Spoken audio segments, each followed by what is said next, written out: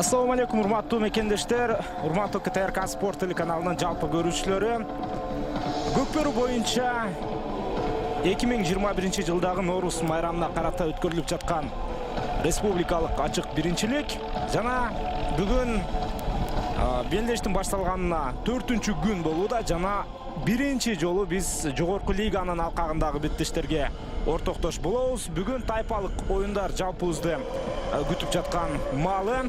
Тайпалык беттештерде жалпы 6 команда 3-3-төн 2 тайпага бөлүнгөн. А жана Б тайпалары. А тайпасында Чүй облусунун Сарыөзөн командасы, Талас облусунун Ынтымак жана Баткен облусунун Жаш күч командалары оюн алып барат. Бүгүн биз дал ошол А тобундагы алгачкы беттешке ортоктош болобуз. Сарыөзөн командасы Жаш күч жаатына каршы кызыктуу оюнду көрсөтүүгө даярданып чыккан маалы. Мындан кийин буюрса Б тобунда Достук, Ала тоо командаларынын дагы беттеши орун алат. Ошондой эле Б тобунда Ош облусунун 2 командасынан сырткары Ысык көл облусунун Мурас жааты дагы оюн алып барарын белгилеп өтүшүбүз керек. Чындыгында күчтүү делинген командалар, баары тең электен сыноодон өткөн жааттар, оюнчулар, аттар баары тең жогорку сапаттагы көкбөрүнү көрсөтүүгө даярданып чыгышкан. Азыр эми бир аз майданды тегиздеп бүтө элек окшойт. Андан соң сөзсүз түрдө беттеш башталышы керек. Бул эки команданын акыркы ошол президенттин кубогундагы оюну жөнүндө айта турган болсок, Жаш күч командасы жогорку лиганын алкагында дебют жасап, жаман эмес оюнду көрсөттү. Натыйжада Коло байге үчүн оюнга дагы чыгып, дал ушул Сарыөзөн жаатына ири эсепте утулуп калган болчу. Ал эми Сарыөзөн 3-чү орунду ээлеген, азыр гана белгилеп өттүм. Ал эми акыркы ошол ноябрь айында өткөн президенттин кубогунда Талас облусунун Ынтымак жааты өздөрүнүн тарыхында алгачкы ирет Ысык көлдө болгон мелдештерде чемпионат алган болчу. Анда Достук командасын ишенимдүү түрдө утуп алгандыгын дагы билебиз. Бул жолу эми бул беттеште чындыгында Сарыөзөн командасын кайрадан эле фаворит катары айтып турсак болот. Ага карабастан Жаш күч командасы бул эми кез келген күчтүү атаандашка каршы татыктуу оюн көрсөтүп кое турган жаат. Жалпылап алып караганда кызыктуу беттешке ортоктош болобуз. Андыктан КТРК спорт телеканалы менен бирге болуңуздар. Бул оюнду алып баруу кызматында мен Нурсултан Турузбеков жана кесиптешим Дайырбек Бешиналиев экөөбүз болобуз. Саламатсыздар урматтуу телекөрүүчүлөр, мына бүгүн биринчи оюн биринчи лигадагы. Азыр ошол Сарыөзөн жана Жаш күч командасынын оюнуна күбө болмокчубуз. Мына эки команданын оюнчулары азыр казанда айланып өтүү менен бири-бирине саламдашууга аттанышмакчы.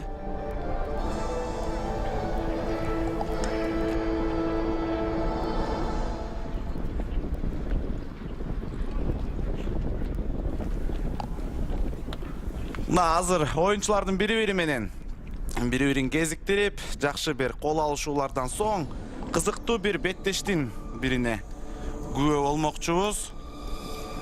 Жаш күч командасынын курамы менен тааныштырып баштай берсек, Мукаев Белек биринчи катар саны менен Мустанг аргымагы менен оюн жүргүзмөкчү. Экинчи Мурали уулу Баяман Хан аттуу ат менен тулпар менен, экинчи номер менен үчүнчү Батырбек уулу Санжарбек Сүлүк кара менен, төртүнчү Орунбек уулу Рамазан Телтору менен, бешинчи Султанбеков Бауш Пантера аргымагы менен, Көчөрбай уулу Шермамат алтынчы катар саны менен Аманат аты менен, Мамасали уулу Адилет Дубайсан жана Абдырасулов Бекболсун 8-чи катар саны менен Бүркүт аргымагы менен, 9-чу Анарбек уулу Анвар Грейдер аргымагы менен, 10-чу Абдуллаев Арген Тайтору менен, 11-чи Султан уулу Бакай Тайсан менен жана 12-чи Жаманкулов Адилет Көкшемал. Мынакей Жаш күч командасынын курамы болду. Жаш күч жааты бул беттешке башкача бир жаңы форма менен, жаңы кийим менен дагы келгендигин көрүп турабыз.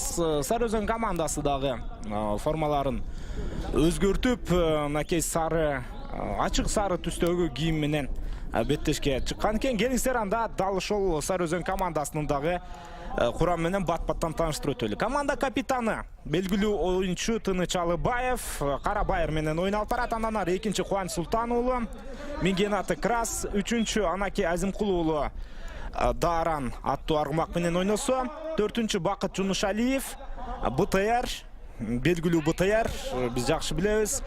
Бешинчи атар сан менен Фархат Бешекеев Аракет, Эрбол Мирлан уулу Акжал ал 6-чы катар санында. Азыр эми күйөрмандарды ордунан жылдырууда эмне менен алек көрөбүз. Алдыда дагы андан сырткары Азат Бешеналиев 7-чи атар сан менен ойын алып барат. Жиган аттуу аргымакты минерин белгилеп өтөбүз. 8-чи Улан Насакеев Мырза Тору, 9-чу Назаркул Дыйканалиев Тай Тору, 10-чу Рустам Тыналиев Шторм менен ойнойт экен. Эми бул Штормду дагы көрөбүз. Чындыгында Шторм деген аргымактар дагы көбөйүп кетти акыркы мезгилдерде. Накей бүгүн Рустам Тыналиев дал ушул аргымак менен ойын алып барарын белгилеп өтөбүз. 11-чи атар сан менен Таштемир Жекшенов Арча Тор менен ойносо, 12-чи Айбек Иманалиев Питер Миңгенаты. Команданын жетекчиси Рамис Жунусалиев, ал эми команданын насаатчысы мурда Сары Өзөн Расвет командаларында, ушул Чүй облусунун белдүү командаларында ойын алып барып жүргөн Рамзат Бөкөнбаев экендигин дагы айтып өтөбүз.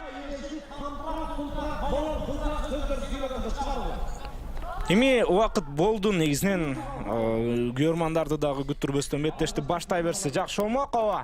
Белги берилди жана беттеш башталды. Бул эми жогорку лига тайпалык баскыч. Буга чейин белгилеп өткөндөй эле Сары Өзөн командасы күчтүү командалардын бири. Ар качан алтын байге үчүн ойнойт, бирок акыркы мезгилдерде бул команданын алтын байге үчүн ат салышканын көрө элекпиз. Тактап айтканда финалга чыккандыгын көптөн бери көрө элекпиз. Балким ушул жолу мүмкүнчүлүгү жакшы чыгаар. Анткени менен Сары Өзөн командасын алдыда ынтымак жааты тосуп турарын дагы белгилеп коюшубуз керек бул тайпанын ичинде. Азыр топ улак Рустам Тыналиевте. Рустам Тыналиев акырындап Шторм менен атаандаштарынын тайгазанын көздөй бара жаткан учуру. Манас Ниязов дагы дал ушундай Шторм деген аргымак менен ойноорун билебиз. Жакшы мүмкүнчүлүк азыр. Өтө жакшы абал. Рустам Тыналиев алгачкы эле аракетинде атаандаштарынын тайгазанына түз жетти жана өнөктөш менен биргеликте улакты ыргытууга жакшы эле мүмкүнчүлүк алган. Легендарлуу Рустам Тыналиев азыр сол такымдан чыгарып туруп ыргытууга бир аз үлгүргөн жок. Анткени менен атаандаштарынын тайгазанын дагы да болсо айланып жүргөндүгүн көрүүгө болот. Жаш күч командасында тажрыйбалуу денинген коргоочулар бар, ошол эле Белек Мукаев, андан сырткары Бауыр Султанбеков. Көрөбүз эми экөө тең достук командасында учурунда абдан мыкты оюндарды көрсөттү. Бирок жаш күч командасында кандай оюн алып барат азырынча белгисиз. Рустам Тыналиев улакты такымдан чыгаруунун аракетинде өзүнүн өнөктөшү менен бирге ыргыта алабы жок, азырынча атаандаштары жакшы тоскоолдук жаратууда. Бирок Сары Өзөн командасынын чабуулдагы оюнчулары өзүнчө эле бир күчтүү курам экендигин дагы белгилеп коюшубуз керек. Былтыр гана Сары Өзөн командасына өтүп бир сезон оюн алып барган Сейитбек Анарбек уулу тизесинен алган жаракатынан бул мелдешке катыша алган жок. Жакында гана тизесине операция жасатып, натыйжада быйылкы сезондо оюн алып бара албарындагы өзүнүн айткан жайы бар. Эми ден соолук каалайбыз Сейитбекке. Мындай оюндар айлы алдыда болгону 1992 гана жылкы 28 гана жашта, дагы бир 10 жылда мен оюмча Сейитбек жогорку деңгээлде, жогорку сапатта оюнду көрсөтүүгө толук мүмкүнчүлүгү бар. Ал эми жогорку лиганын алкагында эң улуу оюнчулардын бири бул Тыныч Алыбаев.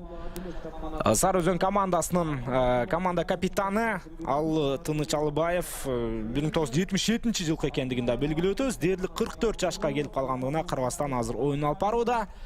Бирок Сейитбек менен экөөнүн позициялары бир аз башкачараак. Тыныч Алыбаев көбүрөөк коргонууда оюн алып барат. Кубаныч Султан уулу Крас менен ортодо. Белгилүү Кубаныч Султан уулу жок, бул Даран деген ат экен. Эгерде эле биз номеринен карай турган болсок, ага каршы Бакай Султан уулу Тайсон менен ортого чыккан. Тайсон Чаул дагы ат. Ошол учурда жекеме-жекеде дагы жакшы ойнай алат. Анын үстүнө Бакай Султан уулу бул жаш күч командасынын мыкты оюнчуларынын бири экендигин билебиз. Ага карабастан азыр Кубаныч Султан уулу улакты алды. Оң такымга басты. Атаандаштарынын тайгазанын көздөй жөнөйт эми. Азырынча жакшы эле тоскоолдук жаратышууда. Кубаныч Султан уулу бир айлантып келүүнүн айламалын көрүүдө. Кубаныч өтө белдүү, билеги күч, мыкты оюнчулардын бири. Эми аны эч ким тана албайт. Себеби жогорку деңгээлдеги оюндар менен буга чейин тастыктап көрсөттү. Кыргызстан курама командасынын катарында 2 ирет Кыргыз Республикасынын эң мыкты оюнчуларынын бири болуп, ошол көчмөндөр оюндарында, бүткүл дүйнөлүк көчмөндөр оюндарында чемпион болду. Андан кийин таласта өткөн 2019-жылкы улуттук көчмөндөр оюндарында Чүй облусунун курама командасынын катарында чемпион болгондугун да билебиз. Абайлаш керек. Азыр аттар бири-биринин күчүн багамдап жакшы эле оюн алып барып жаткан маалы. Жалпы команда мыкты оюн көрсөтүүдө, айрыкча Сары Өзөн жааты Чабылда. Бирок Сары Өзөн Чабылда канчалык мыкты ойносо, жаш күч ошончолук коргонуп жаткандыгын көрүүдөбүз. Балким Кубаныч азыр бош алкакка чыккандай таасир калтырган. Бирок бул сапар жаш күч командасы кайрадан жетишүүдө. Эми балким Кубаныч Султан уулу ыргытууга жетишет Азамат. Кубаныч Султан уулу символикалык түрдө ал бүгүн эзеп санын ачууда. Куттуктайбыз. Кубаныч Султан уулу жекеме-жекеде эч кандай атаандашына мүмкүнчүлүк берген жок дагы. Андан кийин улактыда тайгазанга такташтаган көрдүк. Биринчи бөлүктүн башталышы менен эле биз Сары Өзөн жаатынан абдан мыкты бир чабуулдарды көрүүдөбүз. Оюн башталары менен арт-артынан жасалган чабуулдар Сары Өзөн командасынын пайдасына чечилип, азыр Кубаныч Султан уулу экинчи катар сан менен ойногон оюнчу эч бир кыйынчылыксыз барып бир салым жасап койгонун көрө алдык. Эсеп сандары 1-0. Аз Сары Өзөн командасы шенилүү түрдө алды да, дагы да болсо ортодогу улакка болгон күрөштө Сары Өзөн жаатынын оюнчулары ээлик кылып жатканын көрүүдөбүз. Дагы да болсо бул жерде уланат, улакка болгон күрөш жана кимиси биринчиден болуп эңип кетет. Бул жерден жаш күч командасынын аракети бар. Бул жерде улакка биринчиден болуп жеткен 11-номер Жекшенов Талтемир. Дароо улакты өзүнүн үзөңгүсүнө басуу менен аз чабуулдук аракеттерди көрүп, өзүнүн тайгазан жагына келип, айланып өтүү аракеттерин көрүп жаткан учуру. Ал учурда коргонууда мына жаш күч командасынын оюнчулары дагы эч кандай мүмкүнчүлүк бербестен аз Сары Өзөн жаатынын чабуулчусуна эми гана мына улакты алмаштыруу болду. Бул жерде 8-чи катар сан менен ойногон азыр Улан Насакеев мына чабуулдук аракетин көрүп жатат. Улан жалгыз аз жарымтала аркылуу мына эч кандай тоскоолдуксуз аз атаандашынын тайгазанын карай кирип бараткан учуру. Бирок коргоочулар бул жерден убагында тозуп жетишип, Улан Насакеев азыр бардык колунан келген айламалын жасап, дагы бир салым жасап коюшу мүмкүн. Насакеев өзүнүн үзөңгүсүнө бекем басылган улак азыр 3 коргоочу азыр Насакеевдин алдын тозуу менен улакты тартып алуу аракетин көрөт бул жерден. Бирок салым жасап кетүүгө эч кандай мүмкүнчүлүк бербей жаткан убагы Насакеев абалды толук көзөмөлгө алып, азыр карап байкап кандай казанын жанына кирип барып салым таштап кетсем болот деген көз караш менен байкап турган убагы жок. Эч кандай мүмкүнчүлүк берген жери жок. Мына толугу менен казанды камалоого алышты. Эмнегедир бул жерде Сары Өзөн командасынын оюнчулары эч кандай жата. Мына эми гана мүмкүнчүлүк бар Насакеевде.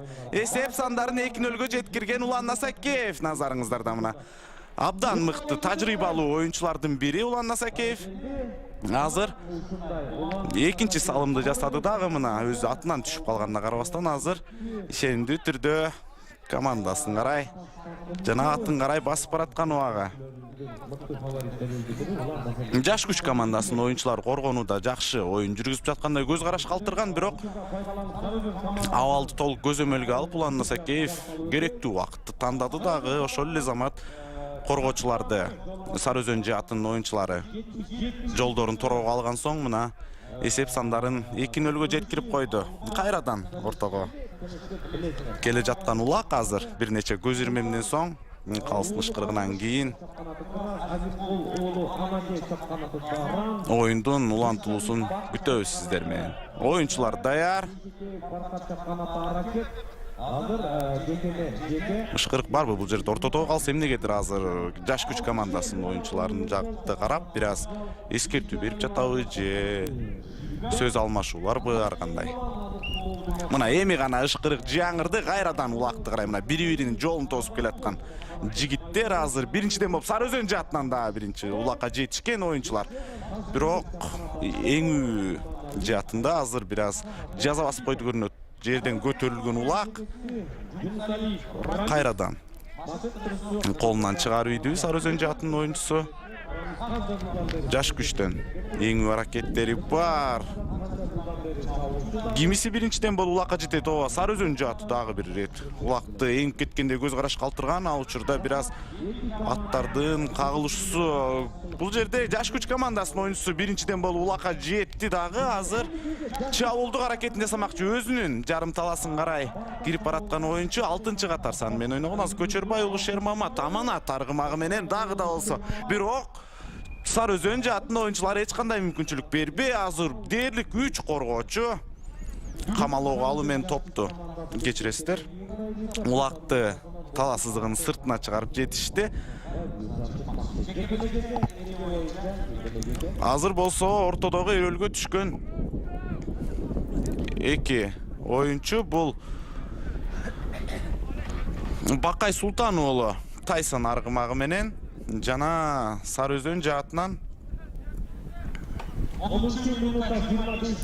Кубаныч Султан уулу Крас аргымагы менен мына ортодогу Улакка болгон азыр күрөшүн улантышмакчы.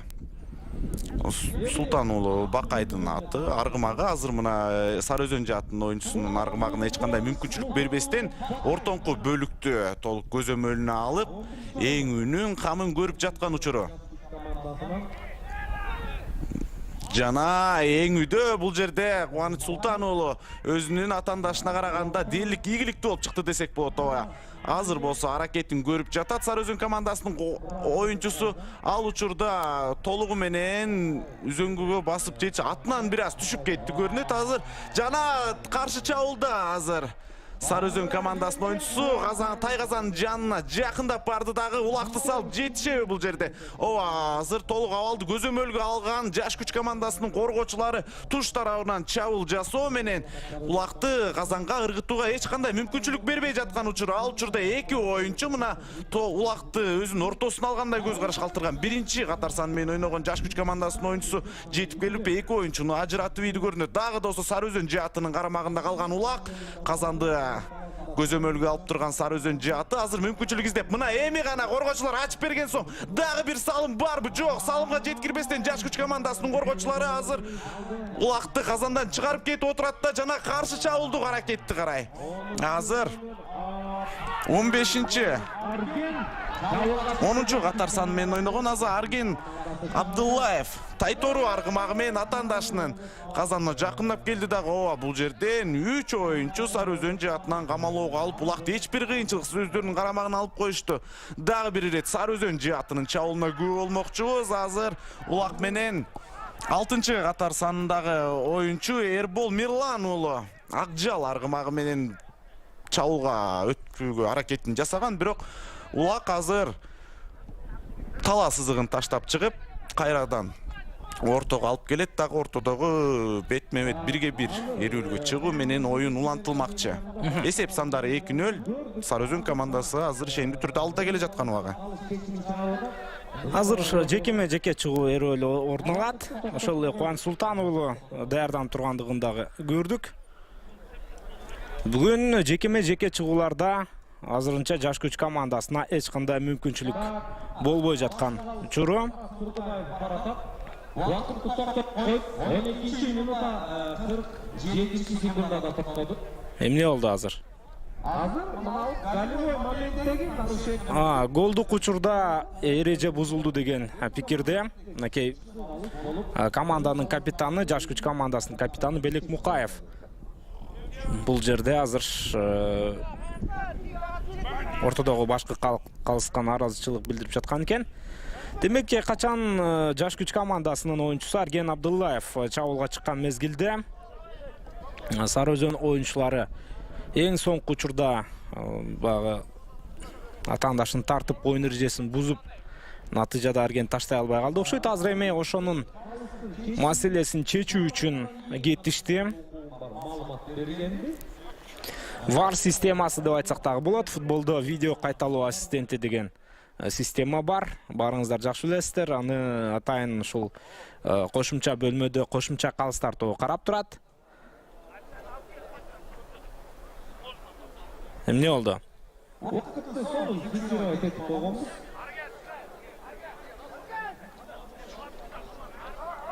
Булит болобу? Эсиңиздерде болсо, буга чейин Анарбаев Нургазы азыр өзүнүн чечимин биринчи лиганын алкагында беттеште Булитке да ортоктош болгон элек. голевой моментте эмне болду? Азыр өзүнөр Казарман командасы менен Токтогул жаат ойногон учурда. Демек, калыс бул жерде оюн эрежеси бузулду деп таап, азыр Булит берет окшойт. Же өзүнөр жакшы билесиңер. Булит. Улак азыр Арген Абдуллаевте. Мына ушундай жерде Булит болсо түшүнөсүң. Чындыгында качан тайгазанга таштайын деп жаткан мезгилде артыңан атаандашың барып оюн эрежесин бузса, бул Булит албетте. Бирок качан таптакыр атаандашынын тайгазанынан алыста жүргөн мезгилде каршылаш командадан 5-чи оюнчу талага чыгып кеткен учурда Булит берген учур бир аз мага кызыктай жагдай калтырды. Эсиңиздерде болсо Токтогул жана Казарман беттешинде болгон ал окуя. Эми мен командаларга ал жерде эч кандай сөз айтпайм. Болгону калыстын чыгарган чечими бир аз таң калтырып койду. Эми калыстарга да сөз айтуу кайсы бир деңгээлде туура эмес. Ага карабастан элестетиңиз, сиз башка аймакта жүрөсүз. Улак менен атаандаш командадан бир оюнчу тагыраак 5-чи оюнчу талага чыгып кетти, Булит берип койду. Биринчи жолу көрдүм Көкбөрдө мындай абалда Булит бергенин. Азыр болсо эми көрөбүз кандай болот. 20 метрден ашыгыраак алдыга турду. Тайторуну минген Арген Абдуллаев. Ал азыр качат.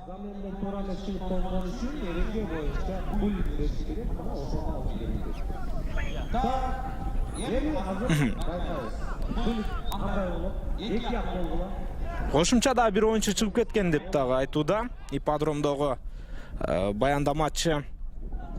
Билбейм кандай эмненин негизинде бул Булит болууда. Анткени менен эреже алкагында деп ишенебиз. Арген Абдуллаев азыр жакшы бара жатат. Артын карап бара жатат Арген, жана ыргытышы керек. Теги чекте эч кандай кыйынчылыксыз улакты таштады. Арген ошентип эсеп санын азыр кыскарткан маалы. Жаш күч командасынын оюнчулары дагы Сары Өзөн командасына каршы татыктуу чабуул уюштуралды. Анткени менен эми ачык эле сөз, эч ким аны тана албайт. Алгачкы 10 мүнөттүн ичинде Сары Өзөн командасы атаандаштарына жада калса улакты такымга басарга дагы мүмкүнчүлүк берген эмес. Азыр болсо жаш күч бир аз башын көтөрүп мыкты оюнду көрсөтө баштады.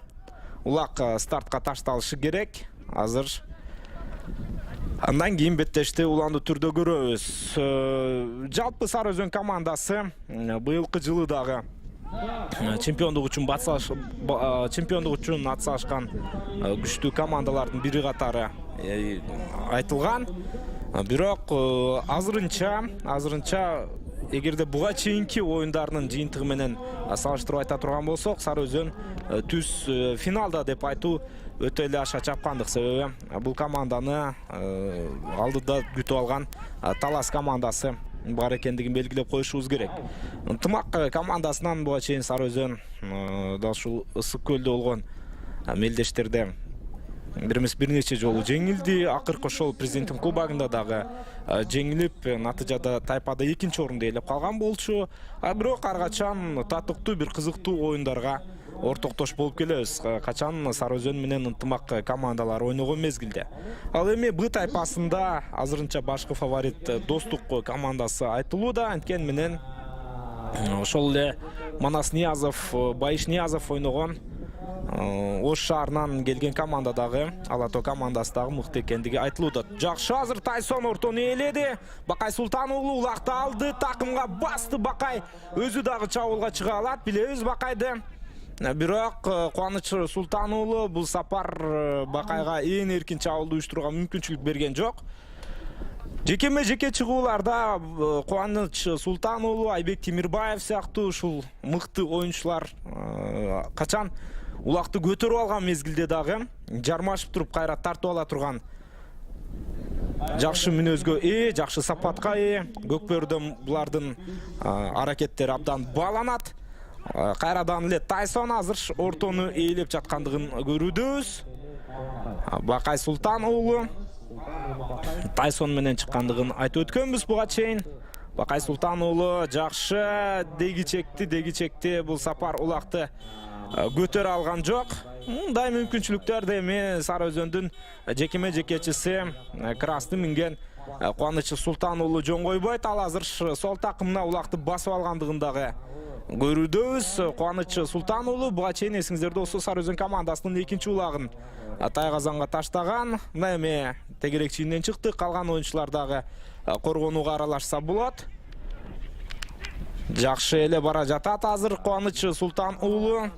Жана Тайгазанга оңой менен жетер эмес, себеби коргоочу оюнчулар өз учурунда мынтип алдын тороп чыгып ага жакшы чабуулду өнүктүрүүгө мүмкүнчүлүк бербей жаткан. Анткени менен Кубаныч Султан уулу каршылаштарынын чабуулун коргонуусун тактап айтканда буйта өттү дагы.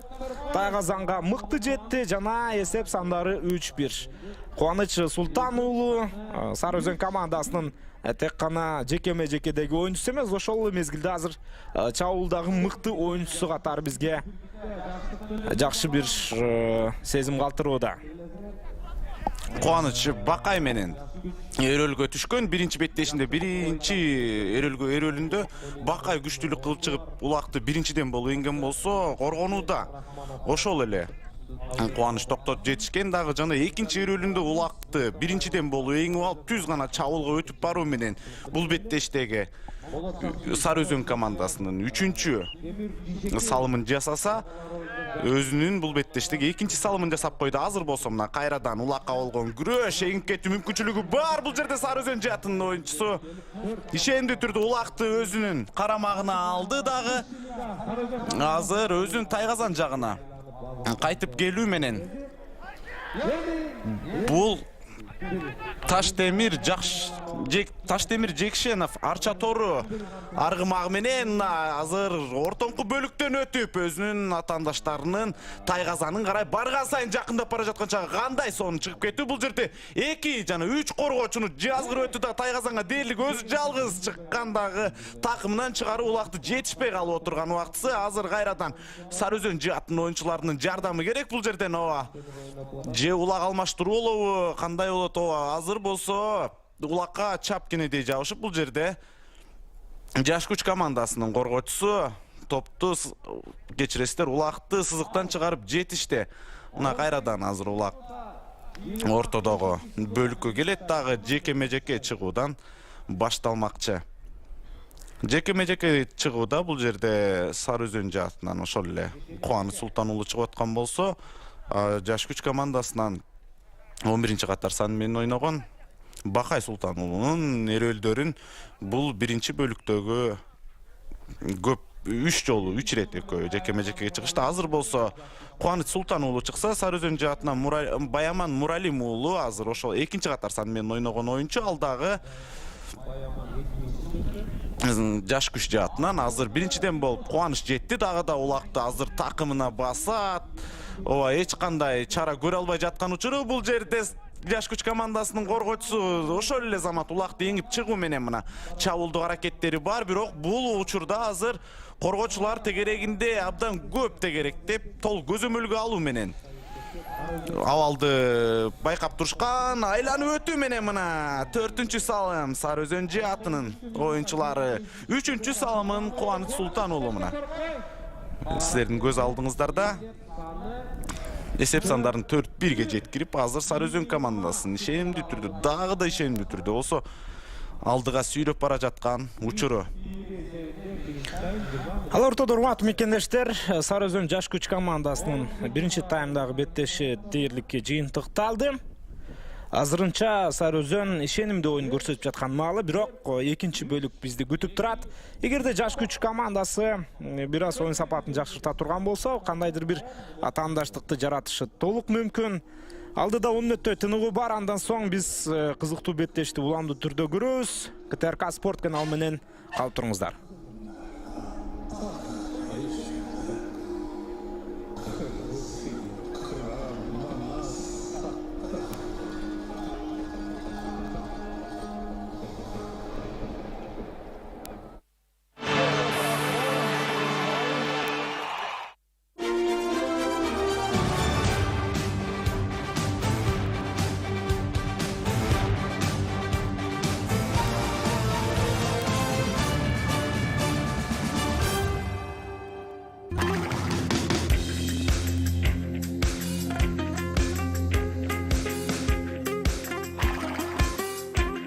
Саламатсыздарбы урматтуу теле көрүүчүлөр, көгүлдүр экранда кайрадан аргымак көрсөтүүбүзү. Бүгүнкү чыгарылышта Манас айылында тапталып келе жаткан Аламан Улактын мыкты делген аттары менен таанышабыз. Бул ат жөнүндө айта турган болсом, бул аттын ар бир аттын кличкасы болот да. Бул аттын аты Гүлсары. Жашы 4 жашта, 4 асый. Анан Аламан улактарга чабылат, жанагындай 5 чапмайга, 5 атчан улакка чабылат. Көкбөргө да чабылат, Демек көкбөргө чабылса, бунун ылдамдыгы дагы жакшы болсо керек. Ылдамдыгы жакшы, аябай жакшы жүгүрөт, жанагындай топко да жакшы кирет, жакшы барат. Кайсы функцияны аткарат көкбөрдө? Көкбөрдө бул ортодон алат го, ошого жакшы да, бул бою да бийик эмес, жерден алганга ыңгайлуу, ыңгайлуу. Ошол жакшы, жерден алган ыңгайлуу, анан да жүгүргөнү да жакшы, тез. Гүлүк, Гүлүк жылкы. Пародасы жана кара байыр. Өзүнүн эле кара байыр, кара байыр, Алайдан келген ат. Мүнөзүн айта кетсеңиз. Мүнөзү жоош, аябай жоош. Мындай балдарга да коркпой мингизгенге болот, ишенип мингизсе болот да, аябай жоош ат. Ошол. Көзү тууралуу айта кетсеңиз. Көзү эмнеге мындай? Көзү ошо бизге келгенге чейин эле ушундай экен. Анан айтышат, ушу көзүнө бирдеме сайылып, ошодон ушундай болуп калган экен, көр болуп калган экен. Бирок бул көзү тоскоол болгон жок, Жок, көзү улакта тоскоол болбойт, башка аттарда эле жакшы жүгүрөт. Негизи эле саяпкер бул атты өзүнүн баласындай карайт да, ооруп калса түнү жанында болуп, ооруп калса жанында болобуз, карайбыз, укол саябыз, жакшылап карайбыз. Кандай чараларды колдоносуз баягында ооруп калган учурларда? Ооруп калса укол саябыз, жанагындай эле антибиотиктерди саябыз, температура болот. Анан да жана жаталак деген бир оорусу бар, ичи ооруйт. Ошондо укол саябыз, капельница саябыз. Өзүңүз эле сайып турасызбы? Өзүбүз эле саябыз, температура болот, анысын текшеребиз, температуралар. Демек, сиз ветеринардын да кызматын аркалап калган турбайсызбы? Эми ветеринарды чакырсаң алар деле келет, бирок эми баягы өзүбүз дагы аракет кылабыз да. Ветеринарга эле карап отурбай, өзүбүз дагы карап, укол сая турган болсо уколун саябыз. Мындай буттар бир тебеленсе, аларды дарылайбыз. Ушундай карайбыз. Керек болсо ветеринардан дагы мыкты билсеңиз керек кээ бир нерселерин. Ооба, эми ветеринар деле күтүп отуруп, ошо өзүбүз колдон келген эмелерди жасайбыз да, карайбыз.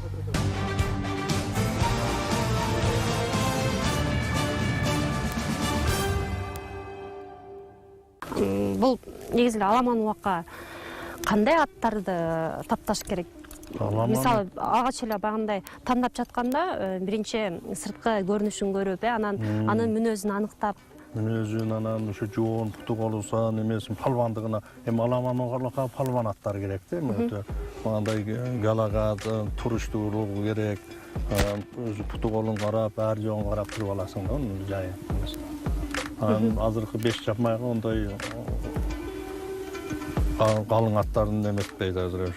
Ушкаяк аттар керек азыр. Мисалы, мурун биздин Кыргызстанда, дейле Кыргыз жергесинде баягындай кара байыр аттар көбүнчө ошо кара байыр аттар болсо эле азыр чет өлкөдөн көптөгөн аттар келип атат. Анан мурункуга салыштырмалуу баягындай чет элдин аттары басымдуу болуп кетти. Биздин өзүбүздүн кара байыр аттарыбыз акырындан жоголуп бараткандай.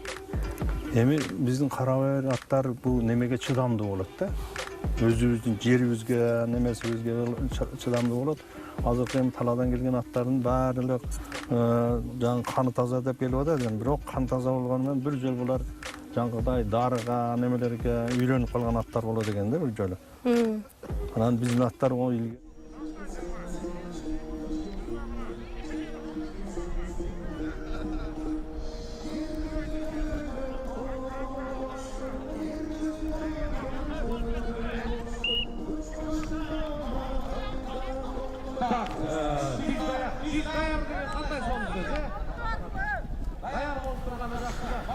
Накей, жогорку лиганын алкагында Сары Өзөн жана Жаш күч командаларынын беттеши андан ары уланат. Эсеп саны азырынча 4-1. Сары Өзөн командасы сары кийимчендер азыр атаандаштарынан ишенимдүү түрдө алдыда келе жаткан маалы.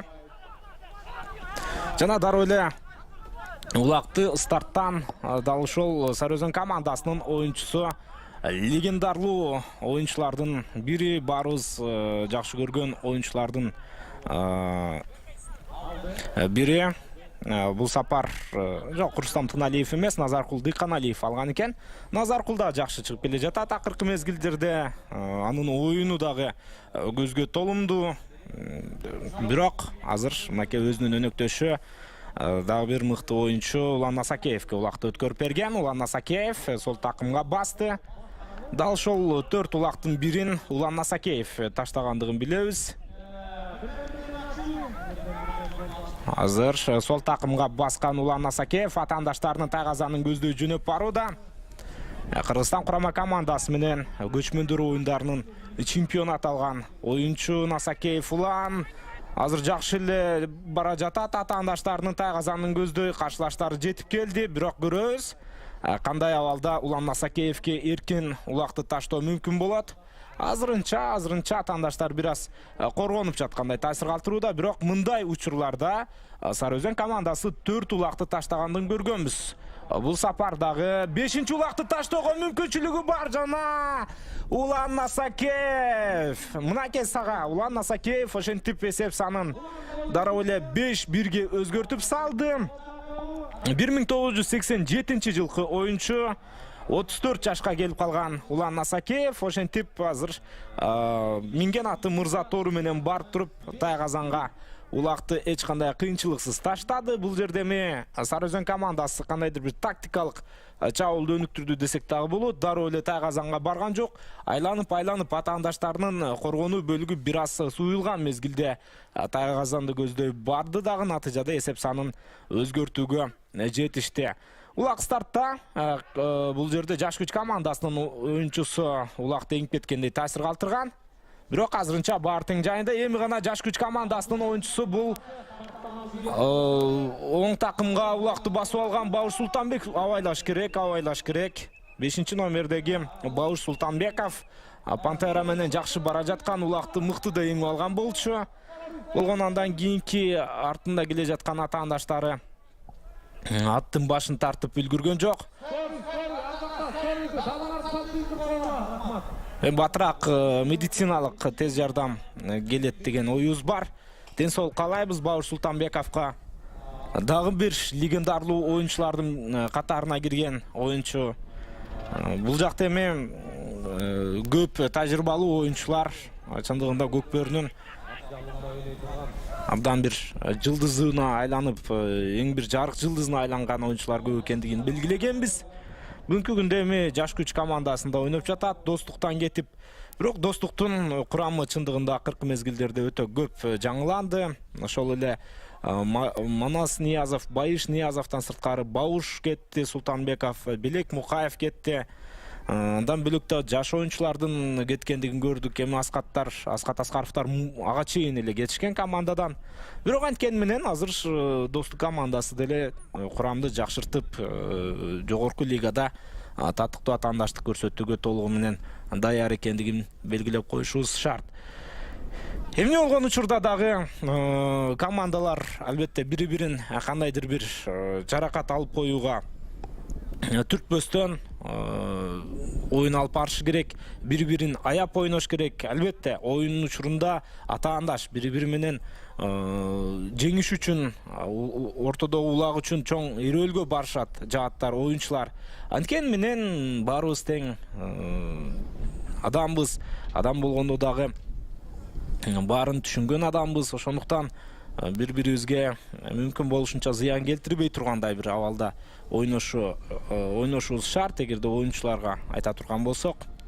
Ал эми бул жерде Бауш Султанбековдун абалы жакшы деген оюбуз бар. Буга чейин да Нурсултан Алиев аттуу Сокулук командасынын бир оюнчусу жаракат алгандыгын айтканбыз. Кудай сактасын. Мындай жаракаттар эми тек гана көкпөрдө эмес, башка оюн спорт түрлөрүндө деле орун алып келет. Мисалы ошол эле Америка футболунда кандай кагылышуулар орун алат. Бирок болгону бул жакта аттар да бар экендигин билебиз. Аттар ушундай бир топ менен келе жаткан мезгилде алар дагы тебелеп кетиши мүмкүн оюнчуларды. Ошондуктан эң башкысы баарына даяр болуу керек. Бауш Султанбеков азыр медициналык жардам алууда. Ошол эле Эржан Төлөбаев дагы, Төлөбеков дагы буга чейин медициналык жардамды алып, ушул тез жардам мунасы менен кетип, бирок кайрадан эле оюнга аралашкан. Бауш Султанбеков дагы ошондой болот деген ниетибиз бар. Бул жерде эми Сары Өзөн командасынын оюнчуларынын күнөөлө таптакыр туура эмес. Себеби кадимкидей эле оюн учуру болуп жаткан. Бул жерде болгону Бауш Султанбеков качан жерден улакты эңип алган учурда каршылаш улакты тартты окшойт. Ошол мезгилде улак менен кошо кулап кетти окшойт. Эми ал жерде эч кимди күнөөлөй албайсың.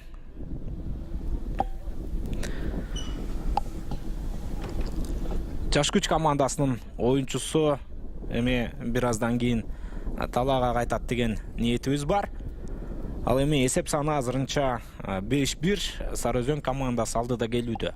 Экинчи бөлүктүн жүрүшү менен эле Сары Өзөн командасынын дагы бир ирет оюнчусу ошо 8-катар сан менен ойногон Улан Насакеев алдыга чыгарганын көрө алдык. Эсеп сандары 5-1 уланды. Ал учурда бул жерде Бауш Султанбеков Пантера аргымагы менен ойногон жаш күч жаатынын оюнчусу бир аз жарат алып калды көрүнөт. Медициналык жардам көргөзүлгөн соң азыр мына Бауш Султанбек уулуну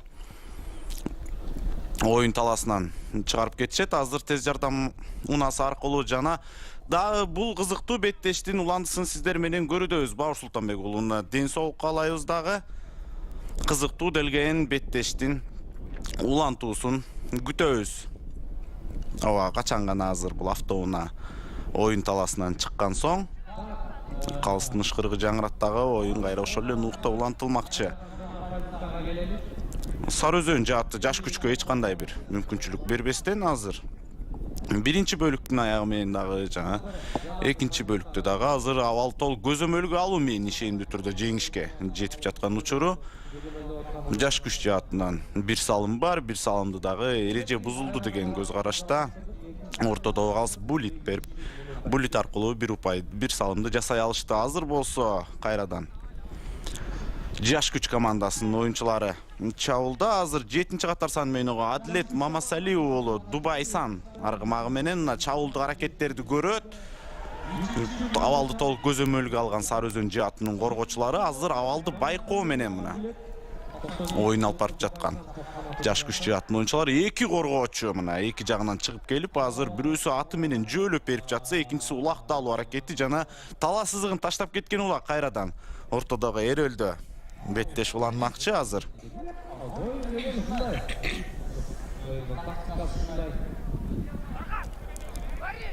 Oyundun экинчи бөлүктүн биз 4-чү мүнөтүн карай кадам таштап кирип барабыз. Барган сайын убакыт өтүп жатат дагы. Мына эми гана ортого улак ташталды, бирок жаш күч жаатынан эртерээк кирип кеткен оюнчу. Азыр ортодогу калыстын эскертүүсүнөн кийин ооз эки эскертүүлөр бул жерде мына эми гана Эрөл башталды. Жаш күч жаатын 11-чи катар саны менен ошол эле Султан уулу Бакай менен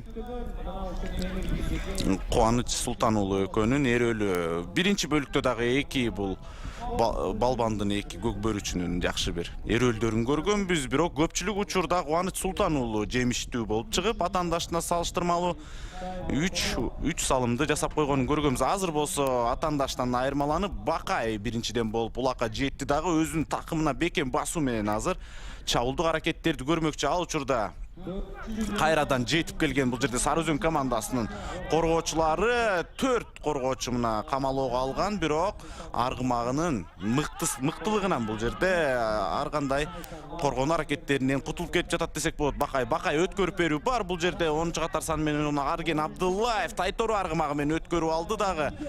Чабуулдук аракеттерин көрүүгө шашылган. Ал учурда сызыктан улак чыгып кетти көрүнөт. Ооба, кайрадан ортого дагы Эрөл менен уланат беттеш азыр. Кайсыл оюнчулар Эрөлгө чөт болду экен, алмаштыруулар бар. Мына жаш күч командасынан алмашууга чыккан оюнчулар. Менимче ошо алмашууга чыккан оюнчулардын бири Эрөлгө кирүүгө даярданып жатабы, же болбосо Бакай Султан уулу кайрадан улантабы. Бакай Султан уулу жаш күч жаатынан ортого кирип мына улакты алуу аракетин көрсө, ошол эле Кубаныч Султан уулу кайрадан дагы эле ошол эки балбандын ортосунда беттеш. Дагы да болсо Бакай биринчиден болуп топко улакка жетти дагы, өзүнүн такымына басуу менен чабуулдук аракеттер бул жерде өткөрүп берүү бар. Адилет Мамасали уулуна, Адилет Мамасали уулу азыр өзүнүн абдан бир мыкты мындай көз караштары менен улакты алып туруп азыр атаандашынын Тайгазанын карай чабуулга өтүү аракеттери. Ошол эле замат Сары Өзөн жаатынан дагы да болсо эки коргоочу эки жагынан чыгуу менен мына улакты өздөрүнүн карамагына алуу аракетинде бир аз ийгиликсиз ойноп, Адилеттин азыр чабуулу уланат. Барган сайын Тайгазанды карай жакындап кирип баратат, бирок эки коргоочу абалды толук көзөмөлгө алуу менен кайтарып баратат. Эмнегедир жаш күч командасынын оюнчулары бул жакта Адилетти карай эч кимиси жардамга келбей жатышкан убагы же жетишпей калып жатышабы. Азыр дагы да болсо Адилет уулу бул жерде чабуулун улантмакчы, өзүнүн жарым таласына кайтып келүү менен айланып өтүп, азыр улакты өзүнүн карамагына кармап мына эч кандай коргоочуларга алдырбастан дээрлик 3 мүнөт же 2 мүнөт убактысында эч кандай улакты өзүнүн атаандашына бербестен улантып жаткан учуру. Ооба, бул жолу улак сыртка чыгып кетти. Азыр сүрмө топ улакты сыртка чыгарды. Демек, кезектеги жекеме-жекеге ортоктош болобуз. Буга чейин Сары Өзөн командасынын оюнчусу Кубаныч Султан уулу Даран аттуу аргымак менен ойноп жатканда көрүнгөн. Азыр мынакей буга чейин краст минип чыккандыгын да көрдүк. Эми аттарды алмаштырып минип чыгуу бул кадыресе көрүнүш. Азыр ким чыгат? Кайсы командадан бул жекеме-жекеге? Кубаныч Султан уулу крас менен ага каршы Тайсонду минген. Бакай Султан уулу, Бакай бүгүнкү беттеште жакшы эле оюн алып барууда. Жекеме-жекеде айрыкча Тайсондун дагы жакшы бир калыбында экендигин көрүүбүз. Себеби Тайсон бул эми тек гана таза жекеме-жекедеги ат эмес, анда биз унутпашыбыз керек. Ал чабуулга да чыга турган ат. Жакшы, азыр Кубаныч Султан уулу сол такымга улакты басып алган. Такымы бекем, жон билектүү Кубаныч Султан уулу. Мындай учурда кантип чабуулдоону дагы ал өтө жакшы өздөштүргөн. Качан күчтүү командалар ойногон мезгилде чындыгында көбүнчө чабуулчулар эмес, ушундай жекеме-жеке чыккан оюнчулар дагы улакты таштап коюшу кадыресе көрүнүш. Кубаныч Султан уулу жакшы келүүдө, жакшы эле айлантууда азырынча. Кубаныч Султан уулунун эсебинде 3 салым бар экендигин да белгилеп коюшубуз керек. Ал ортодо Кубанычтан азыр атаандаштар улакты тартып алуунун аракетинде. Мындай абалдар сейрек кездеше турган көрүнүш, себеби Кубаныч качан такымга басып алган мезгилде андан улакты тартып алуу оңой эмес. Бирок жаш күч командасынын оюнчулары жакшы эле тартып алууга аракет жасагандыгына карабастан, бул сапар улак эң башкысы Сары Өзөн командасынын оюнчуларында калууда. Жана азыр жекеме-жеке бул жерде азыр кайсы команданын карамагында калары белгисиз, себеби улак сыртка чыгып кеткен. Азыр жекеме-жеке чыгуу эрөөлү катталат. Ошол эле Кубаныч менен Бакайдын эрөөлүнө ортоктош болушубуз мүмкүн, же бир аз атты дагы оюнчуну дагы эс алдыруу максатында башка оюнчу чыгыш мүмкүн деген дагы ойдо турам. Бул жолу жаш күч командасынан азыр Баяман Муралим уулу Хан менен чыккан экен. Хандын аракетин да көрөлү, жакшы экен. Хан жаман эмес, азыр краста алды, ортону ээлеп жаткан учуру. Улакты дагы алды, бирок бир аз туура эмес кармап алгандай, себеби качан улактын бутунан кармабасаң, ал дагы бат эле сыдырылып түшүп калышы мүмкүн, качан жүндөн кармап көтөргөн учурда. Азыр улакты биринчи болуп жаш күч командасынын оюнчусу көтөрдү. Ким биринчи такымга басат? Ушул эрөөлдө көрөбүз. Азыр ким биринчи такымга басат? Кубаныч Султан уулу 2 бутунан кармап алган улактын. Анткен менен Кубаныч мынакей тажрыйба деген тажрыйба мыкты калыптагы Кубаныч Султан уулунан мындай абалда улакты тартып алуу өтө кыйын болчу. Анткен менен Баяманда дагы мүмкүнчүлүк жок эле деп айта албайбыз. Болгону Баяман ал дагы өзүнүн багы күчүн салып ортодо тобокел бир аракетин көрдү. Улак Сары Өзөн командасынын оюнчуларында Кубаныч Султан уулу өткөрүп берди азыр командалашына. Жана Сары Өзөн командасынан Рустам Тыналиев азыр улак менен. Рустам Тыналиев ошол артта калган кышкы сезондо жер улактын сезону болот. Айрыкча Чүй облусунда абдан кызыктуу деңгээлде өтүп жатты. Ошол жер улактарда Рустам Тыналиев атайын Кожомкулдан бери келип, ошол Суусамырдан бери келип мыкты оюндарды көрсөтүп жаткандыгын билебиз. Азыр жакшы келүүдө, өтө мыкты, ылдамдыкта жакшы. Жана Рустам Тыналиев мындай мүмкүнчүлүктөрдү текке кетирбеген атактуу 10 номердеги Рустам Тыналиев ошентип бул жолу минген аты Шторм менен тайгазанга келди, дагы натыйжада улакты таштагандыгын көрдүк. Бул Рустам Тыналиев минип жаткан Шторм аттуу аргымагы менен Манас Ниязов минип жаткан Штормду алмаштыра башыбыз керек. 2+2 башка ат. Себеби Манас Ниязов минип жаткан Шторм бул ушул Ала Тоо командасынын жетекчилигине тийиштүү ат экендиги жөнүндө дагы Манас Ниязов өзү айткан жайы бар. Ал эми бул ат мынакей Шторм деген Рустам Тыналиев минип жүргөн ат. Бул андан башка. Улак азыр стартка ташталды. Жана командалар жерден улакты эңип алуунун аракетин көрөт.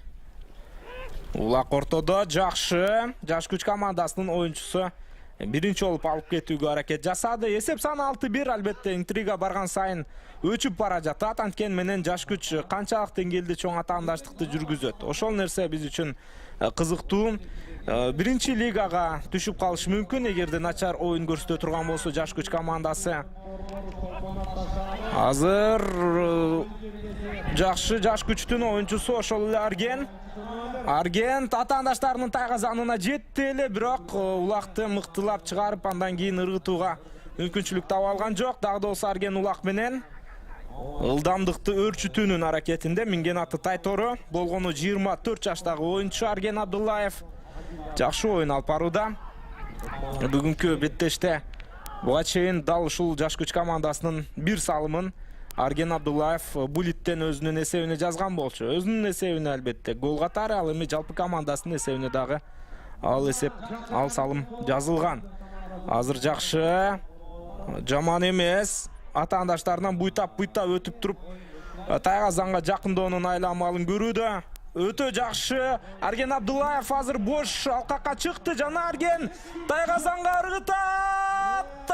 Али түшө элек болчу. Ортодогу калыс бирок улак эсептелди деген ышкырыгын жаңыртты. Жаш күч командасы ошентип Арген Абдуллаевдин аракетинин натыйжасында эсеп санын бир салымга кыскартты. Азырынча Сары Өзөн 6-2 эсебинде алдыда дагы болсо. 4 упай айырмачылыгында азыр жаш күч командасы жеңилүү ызасын тарып жатат. Бирок ага карабастан оюнду токтотпостон абдан бир жакшы нукта улантып оюнду Сары Өзөнгө жакшы бир туруктуу атаандаштык көргөзүп жатат десек болот. Азыр болсо кайрадан улак ортого келип түшкөн соң командалардын улакка болгон өрөлүн жана бул беттештин уландысын сиздер менен бирге көрмөкчүбүз. Ташталган улак жана Сары Өзөн жаатынын оюнчулары улакка биринчиден болуп жетип келди дагы. Дээрлик бул жерде тоскоол болгон эч ким жок. Улакка биринчиден болуп жеткен бул Сары Өзөн жаатынан. Бизге бир аз аркасындагы номерлери жакшы көрүнбөй калгандыктан биз күтүп калуудабыз. Азыр ошол эле оюнчу улакка биринчиден болуп жеткен оюнчу бул чабуулдук аракетти көрүүдө жарым таладан дээрлик өзү жалгыз эч кандай тоскоолдуксуз өттү. Жана Казанга жакындап барды дагы салууга салым жасоого бул жерден абдан ылдамдык менен келаткандыктан Рустам Тыналиев экен бул 10-чу катар саны менен ойногон оюнчу. Казанды айланып азыр бирок коргоочулар мына 2 коргоочу ортодон кысып калды дагы. Тыналиев бул жерден өзүнүн такымынан улакты чыгарып жетишпей калды. Дагы да болсо коргонууда абдан мыкты ойун алып барып жаткан жаш күч командасынын оюнчулары улакка болгон күрөш ар тарабынан аттар менен сүзүү өтүү менен бул улакты жеткире алабы Тыналиев. Азыр такымынан да чыгарып алды көрүнөт. Жана эгерде азыр бул жерде Сары Өзөн командасынын оюнчулары абалды толук көзөмөлдөп Тыналиевке жардамга келбей турган болсо, анда жаш күч команда эми гана толук кандуу түрдө улак чыгып кетти дагы. Жана каршы чабуулга бул жерден 4-чү катар саны менен ойногон Рамазан Орунбек уулу Телтору аргымагы менен чабуулга өтө аракеттерин жасаган. Ал учурда сызыктан чыгарып албайын деген үмүттө улакты таштап берген. Топ улакка азыр бирин ээлик кылып жаткан Сары Өзөн командасынын оюнчусу бул Фархат Бейшекеев аракет аргымагы менен улакты өзүнүн карамагына алып азыр жарым талага кайтып келүү менен чабуулду кайра башынан баштоо аракетин көрүп жаткан учуру. Бирок бул чабуул толугу менен аягына чыкпастан азыр ортоңку жарым бөлүктөн тала сызыгын таштап кетти дагы. Кайрадан улак ортого ташталып оюнга болгон старт берилмекчи. Жок, эрөлгө түшмөкчү эки оюнчу. Азыр дагы да болсо Бакай жаш күч жаатынан даярданып жатканын көрүүдөбүз. Ошол эле Эки Султанбек уулунун дагы бир кызыктуу эребилин көрөт экенбиз. Мына 2-чи катар саны менен азыр Сары Өзөн жаатындагы Султанбек уулу улакка биринчиден болуп жетип такымына басуу аракетин көрөт. Бул жерде Бакай эч кандай тоскоолдук кылбастан жөн гана күтүп тургандай көз караш калтырууда. Ишенимдүү такымга бас дагы эми гана чыкса болот сызыктын ичинен чыгып туруп гана өткөрүп берүү жасаган. Бул жерде ышкырык жаңырды. Демек азыр качан тегерек чийинден чыга элек мезгилинде оюнчулар аралашып кетти окшойт. Эки командадан тең бирден оюнчуну азыр чыгарат калыс жаза мамыга.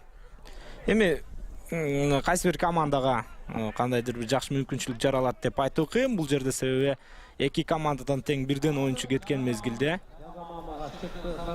3-3 менен оюн өтүшү керек.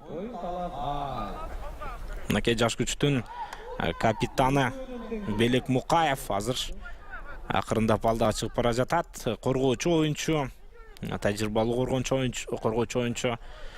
Азыр эми жекеде улак Кубаныч Султан уулунда, жанага каршы Бакай Султан уулу улакты тартып алуунун аракетин издейт.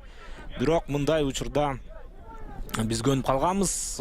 Кубаныч Султан уулу улакты тартып алышы мүмкүн, бирок андан тартып алуу кыйын нерсе. Качан Айбек Темирбаев менен Кубаныч Султан уулу ушундай жекеге чыгып жүргөн мезгилинде ошондой бир кызыктуу эрөөлдөр көп катталчу. Азат Бейшеналиев менен демек Белек Мукаев жаза мамыга кеткен. Бул жерде көкпөрдүн эрежесине ылайык жекеме жекеде аттар улакты көтөрүп, оюнчулар улакты көтөрүп, ушул тегерекчине чыкмайынча калган сырттагы оюнчулар аралаша албайт. Эгерде аралашып кете турган болсо, анда жаза мамыга кетет. Эмне азыр чоң суроо жаратууда, убакытты токтотту. Бир абалда ортодогу калыс менен Сары Өзөн командасынын оюнчуларынын ортосунда чоң бир талаш болуп жаткандай таасир калтырат. Ал ортодо экинчи таймдын бүтөрүнө деле эч канча убакыт калган жок. 1 мүнөт 50 секундадай убакыт бар. Азырынча Сары Өзөн кайсы бир деңгээлде, балким бул орой мүнөздө айтылышы мүмкүн. Бирок маселени чечип койгондой таасир калтырууда. Ага карабастан жаш күч командасы али башын жерге салбай, али мыкты деңгээлдеги оюнду көрсөтүүнүн айласын издейт. Белек Мукаев бул жерде мен кирбегем дегендей бир пикир калтырууда окшойт калыска. Качан Сары Өзөн командасынын оюнчусу ошол ортодо жекеме жекеге аралашкан мезгилде жаш күчтүн команда капитаны мен ага аралашпагам дегендей бир сөз айтып жаткандай. Жана жыйынтыгы эмне болду азыр? Белек Мукаев оюнга кайтып чыккандыгын көрдүк. Демек, жаза мамыга болгону Сары Өзөн командасынын гана оюнчусу кеткен. Ал ортодо Бакай Султан уулу улакты алды. Сол такымга басты. Жана Бакайдын азыр чабуулун көрөбүз. Тайсон менен. Тайсон жакшы чабуулдачу. Качан Бакай Султан уулу 1-лигада ойноп жүргөн мезгилде. Эми 1-лига менен жогорку лиганын айырмасы өтө чоң. Ал жактагы командалардын деңгээли өтө көп айырмаланат. Бирок жаш күч азыр ушул жерде эсеп санын өзгөртүшү керек. Себеби алар бир оюнчуга көп экендигин дагы белгилеп коюшубуз керек. Бирок Бакай Султан уулу азырынча мүмкүнчүлүк таба алар эмес. Эми мүмкүнчүлүк болду. 1 мүнөт убакыт бар азыр. Дагы да болсо оюндун экинчи бөлүгү бүтөрүнө чейин. Жана ал мезгилде Бакай Султан уулу такымга мыктылап басышы шарт. Акыркы 1 мүнөт. Бакай сүрмө топ ал ортодо сыртка чыгарып жиберди Мынасага. Бул жерде албетте Тайсон өзү бурулуп жаткан учурда бир аз чалынып кетти окшойт. Себеби Ысык көлдөгү ипподромдогу майданда кум калың экендиги ар качан айтылып келет. Бул өз учурунда аттардын мүдүрүлгөнүнө көбүрөөк себеп болот. Бирок анын дагы жаман жагы болсо, ошол учурда жакшы жагы да бар. Мисалы калыңыраак болгон мезгилде аттар, оюнчулар мисалы кулап түшсө, андай деле оор менимче жаракат алышпайт. Таптакыр эле жаракат албайт десек дагы болот.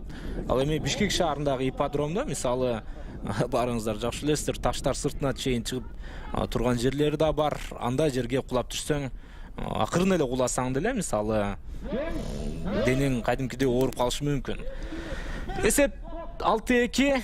Бакай Султан уулу бул сапар өзүнүн мүмкүнчүлүгүн колдоно алган жок. Жана жыйынтыгында Сары Өзөн командасы атаандаштарынан ишенимдүү түрдө алдыда келүүдө.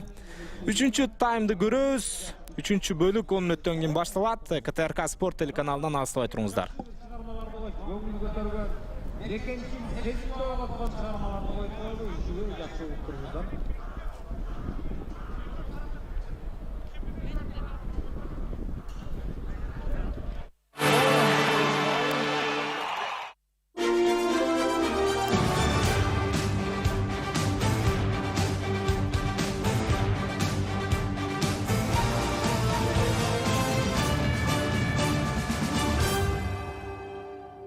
Азыр эми бүтүнлөй Россия немелерден келип атпайбы аттар? Бүтүнлөй дарымга үйрөнгөн аттар болот экен азыр.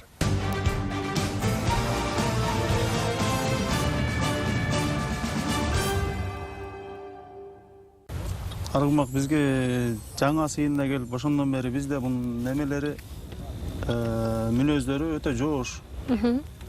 Эми жаш балдар деле минсе болот да. Өтө жоош жылкы. Мындай өнөрү жок эч кандай мына тээп иштеп нары бери кылганча. жакшы жоош жылкы, күлүктүгү өтө күлүк, жакшы. Ошол жагынан бизге жагып калганын биз өзүбүз алганбыз да, кызыгып жүрүпчү. Күлүк жылкы атасы ошо чүйдөн барган күлүк жылкылардын бири болгондуктан анан ошо атасынын канына тартып бул да күлүк болуп калыптыр да. Блатной деп эмнеге койдуңар эле? Ким койду блатты? Блатной деп буну мен койгом. Блатной деп себеби басканда мындай келишимдүү басат да, анан ошого карап кличкасын блатной деп койгонбуз. Ар бир аттын үстү ар кандай болот да. Мисалы бир атта жүрсөң, ал силкип басат же кагып басат, андай басат. Бул аттын үстүндө жүрсөң, мындай өзгөчөлүгү өтө тынч жүрөсүң да. Жакшы жолго, өтө жолго да мындай жолго жакшы ат да. Басымы жакшы. Басымы өтө жакшы да. Ошондой. Анан бул басканда да мындай эмеде чырайына чыгып басат да, ошон үчүн энесинде кличкасында блатной деп койгонбуз. Оюнда мисалы кээ бир аттар мисалы үркүп, наркы берки кыла турган болсо, бул андай жагы жок. Жөн жүргөндө кандай жүрсө, өзүнүн ээн эркин сезсе, оюнда деле өзүн ошондой сезет да. Оюнда өтө күлүк. Муну Көкбөргөдө чабып жүргөм мен өзүм убагында. Азыр Аламан улакка чабылып атат. Бакчар деген байкенин аты да азыр. Убагында менин атым болчу.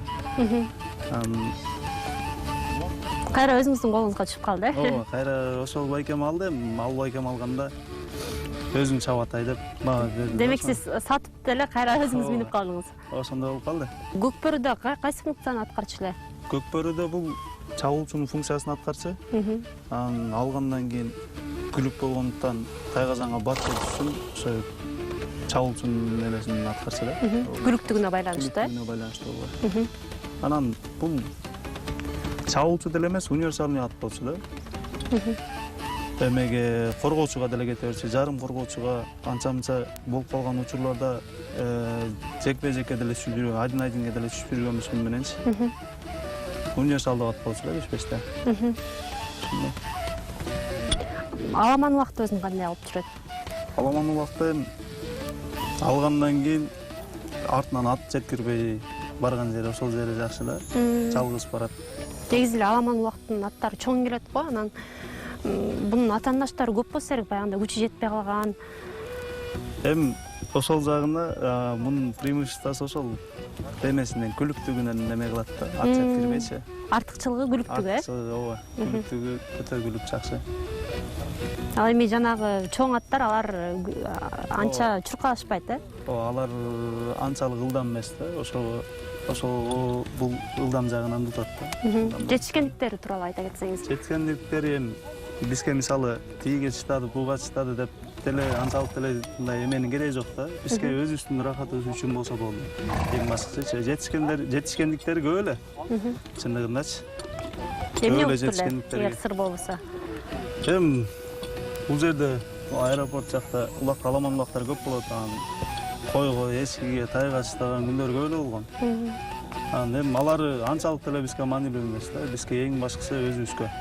Мындай улап барганда атын сүндүрөктөн суркап берип турса, ошол өзүбүздүн рахаты үчүн эле да. Ата бабабыздан кираткан салт болгондон кийин улак. Негизи бул ат багуу, бул улак чабуу сиздин хоббиңизби же ишиңизби? Бул менин хоббим. Жакшы көргөн ишиңиз, э? Жакшы көргөн ишим да. Жумуштан сырткары кылгандай жумушум да, мындай сеттемес. Хоббим өзүмө жаккан нерсе. Ата бабаларыбыздан мен атам чапкан убакта мисалы улак тартып жүргөндө, ошондон балким ошондон мага келип калган да. Ошо. Атадан балага өттү, э? Атадан балага өттү да бизге. Айтып коет го, жылкы өтө акылдуу жаныбар депчи. Тили эле жок, болбосо атакындай сүйлөгөнүн бардыгын түшүнөт депчи.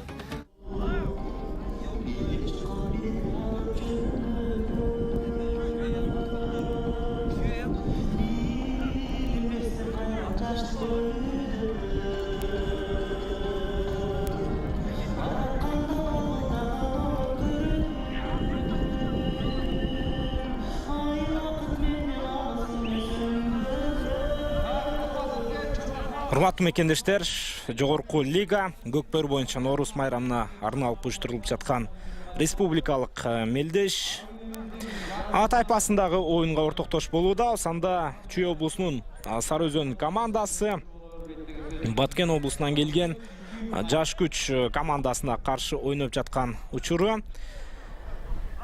Экинчи таймдан кийин эсеп саны азырынча 6-2 Сары Өзөн командасы ишенимдүү түрдө алдыда келүүдө. Азыр болсо бул эки командадан бирден оюнчу убактылуу жаза мамыга кетти. Жаза мамы дээрлик бүтүп деле калган болчу. Азыр кыска убакыттын ичинде кайрадан жаза мамыдагы эки оюнчу тең кайтат болушу керек. Азыр болсо улакты жерден эң алууда Жаш күч командасынын оюнчулары мыкты болгондой көрүнгөн.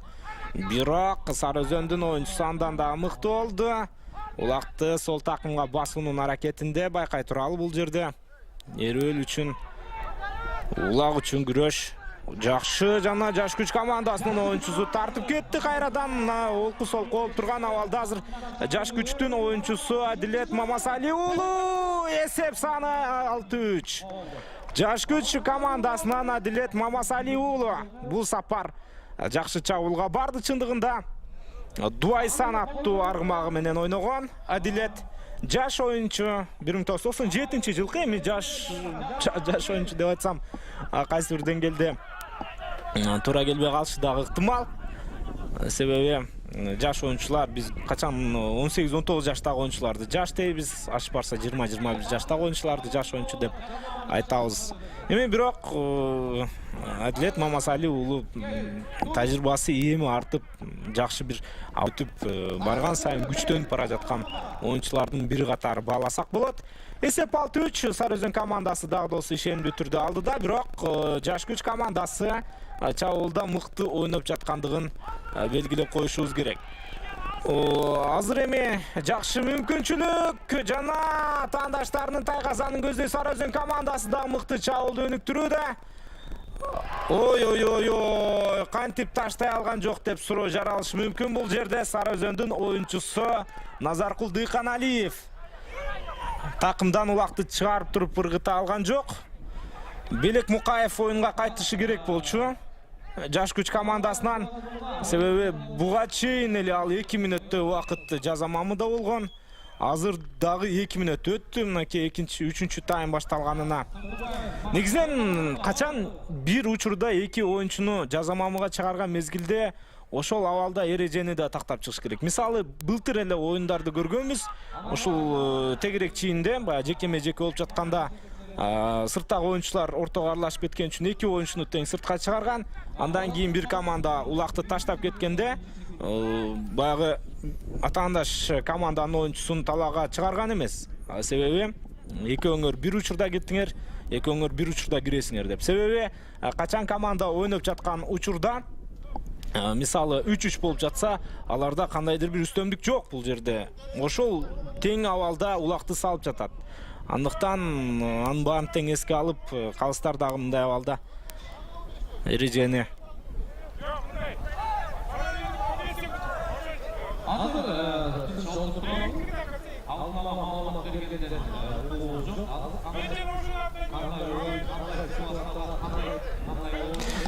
Эки мүнөт 20 секунда.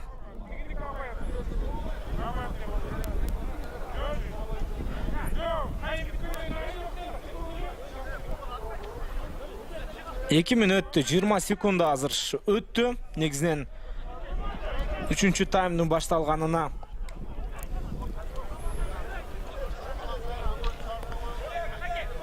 Бирок азыр Жаш күч командасынын капитаны Белек Мукаев жаза мамыдан оюнга аралашпай жатат. Ошон үчүн чоң ызычуу болуп жаткандай. Биздин түшүнүк боюнча, билбейм, башка маселеде болуп жаткан болушу мүмкүн.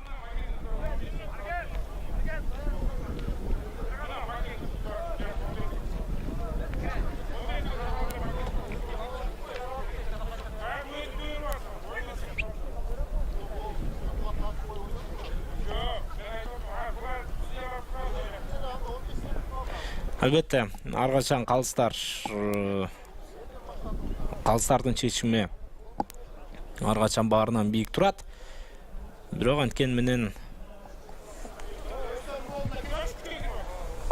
эмне үчүн Белек Мукаевдин оюнга чыкпай жатканы кызыктуу болууда.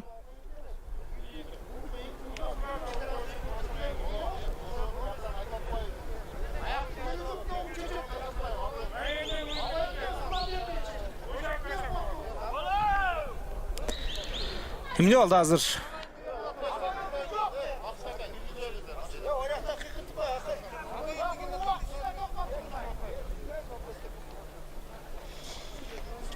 Калыстар чечимди чыгарды.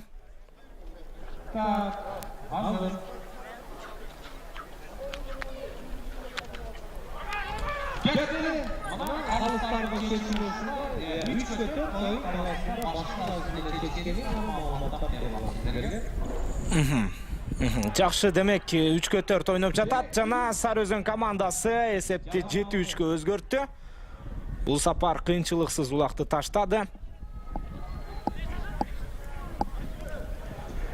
Назаркул Дыйканалиев Сары Өзөн командасынын эсебине бир улакты жазгандыгын көрдүк. Эми чындыгында калыстардын иш аракетине кейлигишүү туура эмес нерсе.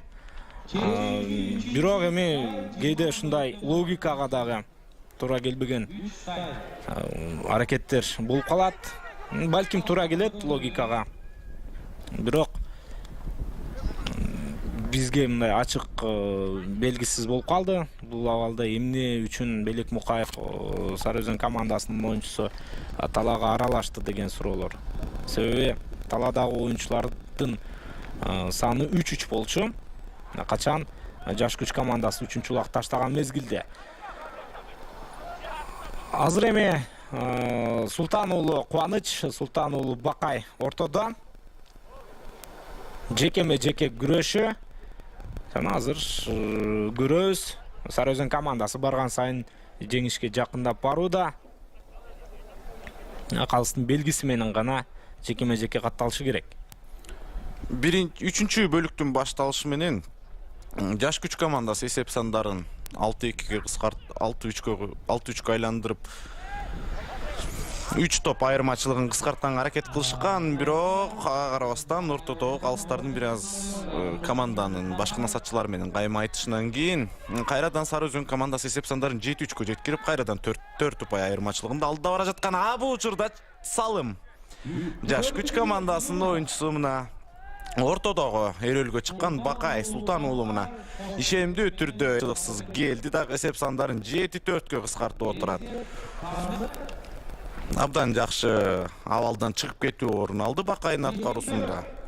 Өзүнүн мыктылыгын далилдөө менен абдан жакшы чыгып келип туруп, мына керектүү делген жаш күч командасына 1 упайды иштеп берип отурат. Азыр болсо эсеп сандар 7-4. Кайрадан ортого түшкөн улакка болгонуна оюнчулардын азыр бири-бирин ортодо улак болгон күрөш, бири-бирин абдан жакшы. Бул жерде жаш күч командасынын оюнчусу 4-чү катар сан менен азыр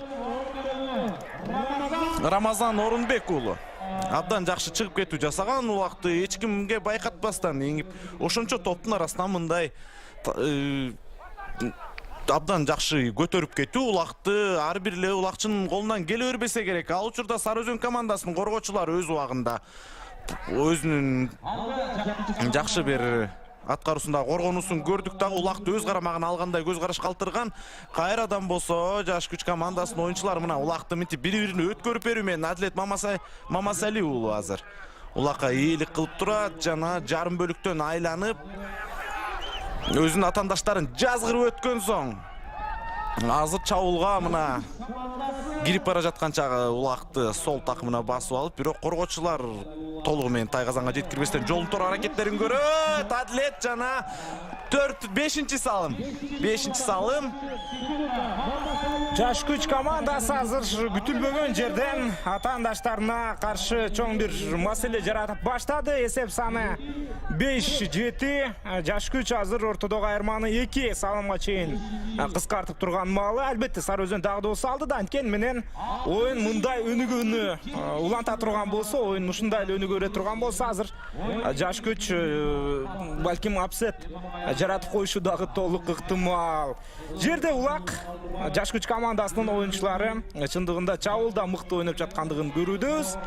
Жалпылап алып караганда Сары Өзөн мыкты ойноп жаткандай көрүнгөн. Азыр болсо жааттар дээрлик бирдей ыкчам жана чоң чыңалуудагы оюнду көрсөтүп баштады. Улак кайрадан жаш күч оюнчуларында болчу, бирок бул сапар сыртка чыга электе жерге түштү. Жаш күчтүн оюнчусу улакты кайрадан басты такымга. оң такымда азыр Шермамат Кочорбай уулу мыктылап баскандыгын көрүүдөбүз. Атты кайда чүдөш керек? Орто тарапка чүдөш керек албетте. Жана Тайгазанын көздөй атаандаштарынын акырындап жылжып бара жаткан ошол эле Шермамат Кочорбай уулу. Шермаматтын минген аты Аманат. Бирок Аманат эми көбүрөөк ортоңку бөлүктө жакшы ойнойт. Ошондуктан өзүнүн өнөктөшү Арген Абдуллаевка балким өткөрүп бериши дагы толук ыктымал ушул абалда. Себеби Арген Кочорбай уулунун жанында жандап жүргөндүгү көргөнбүз. Арген алгандай көрүндү. Бирок ошол учурда Сары Өзөндүн оюнчусу тартып алды. Деги чекти улак сыртка чыгып кеткендигин байкадык. Кезектеги жекеме-жеке чыгуу укмуштуудай бир кызыктуу беттеш өнүгөт окшойт азыр мындай кетиште. Жаш күч командасы чоң бир атаандаштыкта азыр каршылашына көрсөтүп бир аз күйөрмандар үчүн дагы, жалпы көкбөр сүйүүчүлөр үчүн дагы кызыктуу беттешти коюп берүүдө. Акыркы беттеш ошол былтыркы жылкы президенттин кубогунун алкагында Коло байге үчүн болгондо анда Сары Өзөн командасы ири эсепте жеңип алган. Мен жаңылбасам 8-2 болуш керек эле. Эми балким так билгендер тактап кетерсиздер. Азыр эми улакты жерден улак биринчи болуп Кубаныч Султан уулу, белгилүү Кубантай. Бул сапар Крастын ордуна Даранды минип чыккан экен.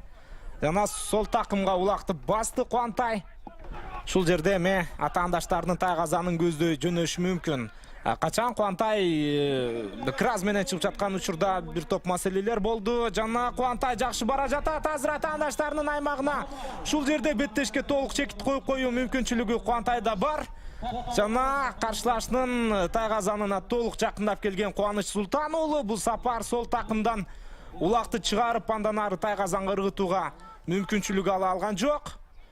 Улак Кубаныч Султан уулунун такымында жана эсеп саны өзгөрдү. 8-5. Кубаныч Султан уулу ошентип бул беттешке дээрлик чекит койгондой таасир калтырууда. Башка оюнчулардын колунан келбесе Кубантай өзү оюнду мына ошентип жандантат. Качан Кубаныч жогорку деңгээлдеги оюн көрсөтүп жаткан мезгилде атаандаштарына ар качан кыйын болуп келген кайсы гана команда болбосун. Эсеп 8-5. Сары Өзөн ортодогу айырманы кайрадан 3 салымга чейин жеткирди. Жаш күч командасы азыр кандай оюнду көрсөтөт? Бизге ошол нерсе көбүрөөк кызыктуу болууда. Жаш күч азыр чоң атаандаштыкты чындыгында көрсөтүп жаткандыгын унутпашыбыз керек. Бирок бул жерде улакта азыр Улан Насакеев сол такымга басып алгандыгын көрдүк. Артынан келип атаандаштары аны тартып алуунун айла-амалын издеп жаткан учуру. Улан Насакеев дагы бүгүнкү беттеште 2 жолу улакты таштады. Мен жаңылбасам 2 жолу улак таштаган Улан Насакеев беттешке чекит койду көрүнөт. 9-5. Улан Насакеев ошентип бул беттеште 3-чү ирет өзгөчөлөнүүдө. Улан Насакеев мына Сары Өзөн жаатынан абдан бир тажрыйбалуу оюнчу экенин башында белгилеп өткөнбүз. Бул беттештеги экинчи салымын жасоо менен азыр Сары Өзөн командасын 9-5 упай айырмачылыгы менен алдыга дагы да болсо сүйрөп бара жаткан учуру. Убакыттын өтүшү менен Сары Өзөн жааты барган сайын жеңишке жакындап барат. Кайрадан ортого ташталган улак биринчиден болуп Сары Өзөн жаатынын оюнчулары жетип келген. Азыр болсо 10-чу катар сан менен ойногон Рустам Тыналиев кайрадан шторм аргымагы менен жана сызыкты таштап чыгып кетти көрүнөт. Кайрадан ортого жекеме-жекеге чыгууга азыр 2 жааттан 2 оюнчулар чакырылат. Бул ирет кимдер болуп чөткөн буга чейин? Султанбек уулу, Султан уулу фамилиялары бирдей болгон 2 оюнчу түшүп жаткан болсо, Бакай кайрадан жаш күч жаатынан ошол эле Султан уулу Бакай жана Сары Өзөн жаатынан азыр 3-чү катар сан менен ойногон Анаке Азимкул уулу Даран аргымагы менен. Мына абдан бир мыкты ортодогу эрөл десек болот. Кечиресиздер, Кубаныч Султан уулу болгону аргымагын алмаштырып алгандыктан биз бир аз адашып калдык. азыр кайрадан эле кубанычтын ортодогу бөлүктү ээлеши жана улакты эң аракеттери карабастан караңыздарчы, Бакайдын аргымагы абдан бир мыктылыгын көргөзүү менен улак эңдирүүгө эч кандай мүмкүнчүлүк бербей жаткан учуру. Бирок кубаныч биринчиден болуп улакка жетти дагы, өзүнүн оң жак такымына басуу аракетин көрөт дагы. Андан соң качан гана толугу менен чабуулга чыгууга даяр болгондон кийин чабуулдук аракетти көрмөкчү. Азыр өзүнүн тайгазан жагына келүү менен улакты өткөрүп берет. Улакты өткөрүп алган Рустам Тыналиев, жаңылбасам ооба. Рустам Тыналиев азырма чабуулдук аракетти баштайт. Өзүнүн жарым таласынан карайм. Атандашын жарым таласына өтүп барышы, эч кандай тоскоолдук жок. Ишенимдүү улакты колго алып, мына алдынан тосуп чыккан бир коргоочуну бүтөп берген дагы кезектеги салым. Мына Рустам Тыналиевдин аткаруусундагы кезектеги салым. Эсеп сандары 5-10. Азыр Сары Өзөн командасы 5 упай айырмачылыгы менен жаш күчтү утуп жаткан. Бул болсо 3-чү бөлүк. Азыр 3-чү бөлүктүн 7 мүнөттөй убактысы калып жатат. Азыр болсо ортодогу калыс улакты ортого койдурган соң кайрадан беттеш уланмакчы. Абдан жакшы аткаруулар, абдан жакшы оюндар, абдан жакшы улак болгон күрөштөрдү күбө болуп жатабыз сиздер менен. Жана азыр жаш күч командасынын оюнчулары улакты эңип кетүү аракети ал учурда мына бири-бирин абдан аёсуз деген десек де болот, аёсуз ойноп жаткан көк бөрүчүлөр. Улакка биринчиден болуп дагы да болсо Сары Өзөн жатынан бул 9-катар сандагы Назаркул Дыйканалиев азыр чабуулдук аракетин өзүнүн жарым таласына кайтып келип туруп баштап бармакчы. Алдыда чабуулга болгон эч кандай мүмкүнчүлүк көрбөстөн азыр кайрадан өзүнүн аргымагынын оозун тартып, оң канат аркылуу эми болсо кирип барат. Аттын барган сайын аргымактын ылдамдап, мына эми гана кирип келип салууга мүмкүнчүлүк болгон, бирок такымындай тез абалда такымдан чыгарып жетишүү өтө кыйын. Коргонууда жаш күч командалары өзүнүн ишенимдүү оюн алып барып, салым салууга эч кандай мүмкүнчүлүк бербей жаткан учуру. Эсеп 15, Сары Өзөн командасы 5 салым айырмасында озуп кетти каршылаштарынан. Улак азыр чоң күрөшкө ташталды. Акырындап Сары Өзөн командасынын оюнчулары убакытты чоюнундагы бир айламалын көрүп баштаса деле бул туура эле кадам болот. Улак менен Назаркул Дыйканалиев Тайтору аттуу минген аты. Тайтору деген ат мындай Тайтору деп ысым берүү дагы өзүнчө бир кыйын нерсе. Себеби Тайторудай мыкты ат болуу керек. Мен оюмча Назаркулдун минген аты Тайтору. Атына заты жараша деп айтсак дагы жаңылган болбойбуз. Мыкты ат экендигин көргөнбүз, ылдамдыгы жакшы экен чындыгында. Ылдамдыктан дагы анын буйта өткөндөрү. Азыр эми улак бул жерде Рустам Тыналиевде. Рустам Тыналиев атаандашын жазгыруу аракетин көрөт. Санжарбек Батырбек уулу анын жанында. Жана акырындап Рустам Тыналиев шторм менен Рустам Тыналиев азыр атаандаштарынын тайгазанына улам жакындап жаткан учуру. Жаш күч командасынын коргонуу бөлүгү өз ордунда. Рустам сол такымда анын улак азыр 4,5 мүнөттөй убакыт калды беттештин бүтөрүнө чейин. Буга чейин качан 7-5 эсеп катталып жаткан мезгилде чындыгында Сары Өзөн кыйын абалга кептелди деген ойлор болгон. Бирок Сары Өзөн дароо күчүн кошту дагы. Натыйжада мынакей катарынан 3 улакты таштады. Азыр 4-чү улакты таштоого дагы талапкер болууда. Себеби мындай учурда Рустам Тыналиевден улакты тартып алуу оңой эмес. Анын үстүнө Рустам дагы жазабасары кыйын.